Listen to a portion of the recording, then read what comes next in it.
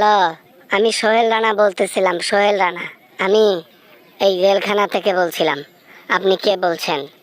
ওমা, ওমা, ওমা, কনস্টেবল স্যার, আস্তে ডিম দেন স্যার, কেউ একজন ফোন দিছে, কথা বলি আগে। হ্যালো, আমি তারেক রহমান বলতেছি বেটা। এইটা দেখার জন্য ফোন করলাম যে শাস্তি কি ঠিকঠাক হচ্ছে, নাকি তুমি দুধ ভাত খাচ্ছ আর জেলে ঘুমাচ্ছ। না, শাস্তি চলছে। এত ডিম কি আর নেওয়া যায়? দিনে 100-150 হালি ডিম দেয়, চলে দেয়, খালি চলে দেয়। চিৎকার করেও লাভ হয় না, গলা শুকিয়ে যায় কিন্তু পানি খাইতে দেয় না। আল্লাহ, আমাকে এখানে না রেখে আপনার কাছে নিয়ে যান। দুনিয়ার শাস্তি সহ্য করতে পারো না।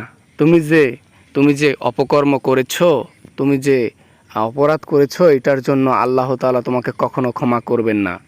এইটাই শাস্তি নিতে পারো না, তাহলে আল্লাহর দেওয়া শাস্তি কিভাবে নিবা?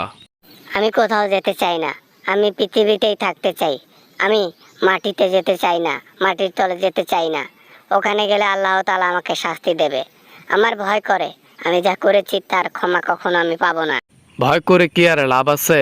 তুমি যে অন্যায় কাজ করেছো সেটা করার আগে তোমাকে ভাবা উচিত ছিল যে ধরা খাইলে আমার কি হবে। দুনিয়াতেও আমি শান্তিতে থাকতে পারবো না, আর আখেরাতেও না। স্যার, স্যার, তারেক স্যার, আপনি কিছু করেন বা না করেন স্যার, আমাকে খালি একটু বাঁচান।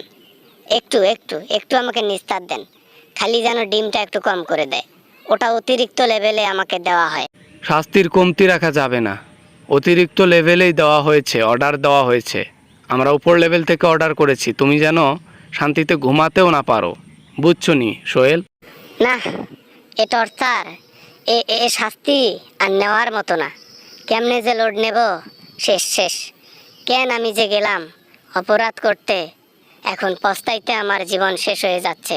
ভেবেচিন্তে করো কাজ, কাজ করে ভাবিও না। তুমিও সেটাই করেছো সোহেল রানা। এখন পস্তায়া লাভ নাই। ইহকালেও তোমার শান্তি নাই, আর পরকালে তো নাইয়ে নাই। ওমা, ওমা, কনস্টেবল স্যার আস্তে, স্যার আস্তে, কনস্টেবল স্যার, ওমা, ওমা, আস্তে, আস্তে দেন। ওরে বাবা রে বাবা, ডিম এত বড় বড়, ও হো হো হো, আহা হা হা। স্যার আস্তে, স্যার আস্তে, ওমা, ওমা। যাক, তাহলে শাস্তি বাস্তি হচ্ছে ভালো। ঠিক আছে, এভাবেই চলুক। যাবজ্জীবন কারাদণ্ডিত হইছো, এখন আর প্যারা নাই। কিছুদিন পর পর তোমার রিমান্ড থাকবে, বুঝছো? কিছুদিন পর পর রিমান্ড থাকবে মানে? জীবন তো আমার তেজপাতা হয়ে গেছে স্যার, আর রিমান্ড নেওয়ার ক্ষমতা আমার মধ্যে নাই। আমাকে ক্ষমা করে দেন, ছেড়ে দেন স্যার। অসম্ভব। তোমাকে আর ক্ষমা ক্ষমা আমরা করব না। দেশবাসীও করবে না, আমরা সরকারেরাও করব না, কখনোই না। শাস্তি তোমার অনিবার্য।